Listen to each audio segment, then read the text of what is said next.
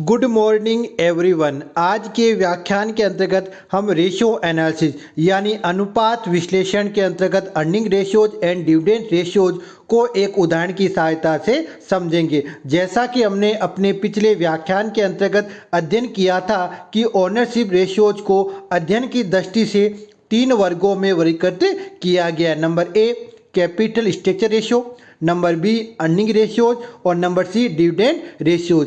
आज के व्याख्यान के अंतर्गत हम earning ratios and dividend ratios को एक उदाहरण की सहायता से समझेंगे। उदाहरण इस प्रकार से है।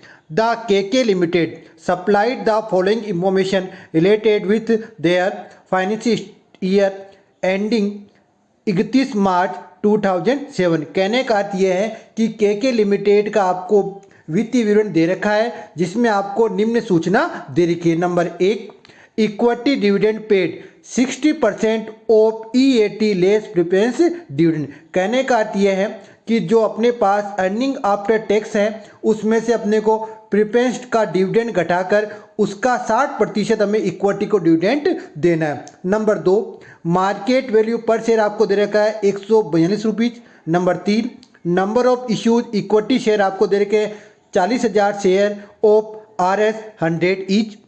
Number 4 dividend on preference share आपको दे रखा है 1 लाख रुपए। नंबर 5 अर्निंग आफ्टर टैक्स यानी EAT आपको दे रखा है 6 lakh rupees.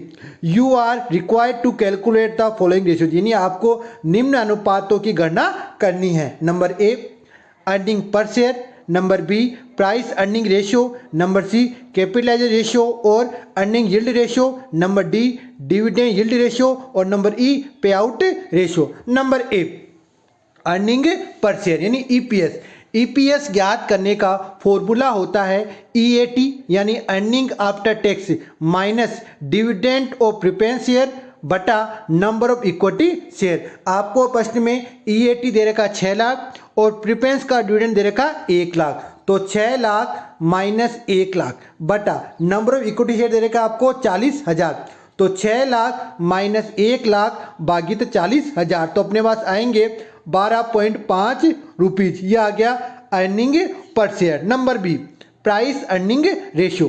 Price earning ratio ज्ञात करने का फॉर्मूला होता है मार्केट वैल्यू पर शेयर बटा अर्निंग पर शेयर। तो मार्केट वैल्यू पर शेयर आपको प्रश्न में दे रखा है 142 रुपीज, तो 142 भागित अर्निंग पर शेयर जो हमने ज्ञात किया था वो आया था अपने पास 12.5, तो 142 भागित 12.5 तो अपने पास आएंगे 11.36। ये आ गया अर्निंग पर शेयर। देखो इसमें वर्किंग नोट में बताया गया जैसे अर्निंग पर शेयर बराबर EAT minus dividend on preference share बटा नंबर ऑफ इक्विटी शेयर यानी 6 लाख माइनस 1 लाख भागित 40,000 बराबर 12.5 यानी EPS जो ज्ञात किया उसका आपको वर्किंग नोट भी इसमें दिया हुआ है। नंबर सी कैपिटलाइजेशन रेशियो या अर्निंग यील्ड रेशियो। इसे ज्ञात करने का फॉर्मूला होता है अर्निंग पर शेयर बटा मार्केट प्राइस पर शेयर गुणा 100। तो अर्निंग पर शेयर हमने ज्ञात किया था वो अपने पास आया था 12.5 बटा मार्केट प्राइस पर शेयर आपको दे रखा है प्रश्न में 142 रुपीज गुणा 100 तो अपने पास आएंगे 8.8%। यह आ गया कैपिटलाइजेशन रेशियो या earning yield ratio. Number D dividend yield ratio. Dividend yield ratio ज्ञात करने का फॉर्मूला होता है डिविडेंड पर शेयर बटा मार्केट वैल्यू पर शेयर गुणा 100। तो इसमें सबसे पहले हमें डिविडेंड पर शेयर ज्ञात करना है।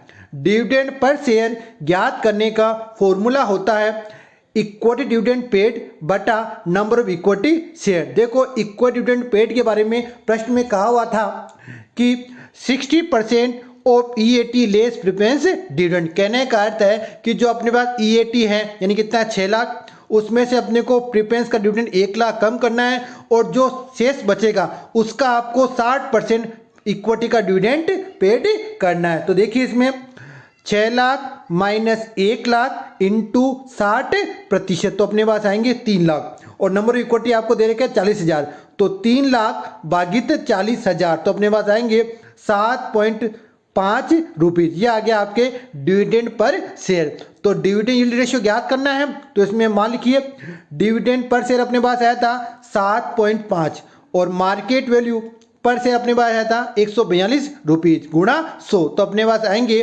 5.28%। ये आ गया आपके dividend yield ratio. Number E, pay out ratio.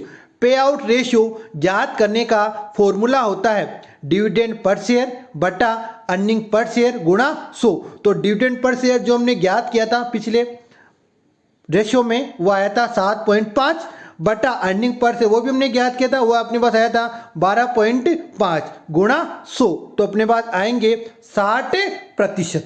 अब पे आउट रेशियो ज्ञात करने का एक और फॉर्मूला है, वो इस प्रकार से है डिविडेंड ऑन इक्विटी शेयर बटा earning after tax minus prepaid dividend गुणा 100। तो डिविडेंड ऑन इक्विटी शेयर जो हमने पिछले रेशियो में ज्ञात किया था वो अपने पास आया था 3 लाख। कैसे आए थे? 6 लाख माइनस 1 लाख गुणा 60%, 3 लाख आए थे। तो 3 लाख बटा अर्निंग आफ्टर टैक्स आपको दे रखा है 6 लाख, तो 6 लाख माइनस प्रीपेड डिविडेंड आपको दे रखा है 1 लाख गुणा 100, तो अपने पास आएंगे 60%।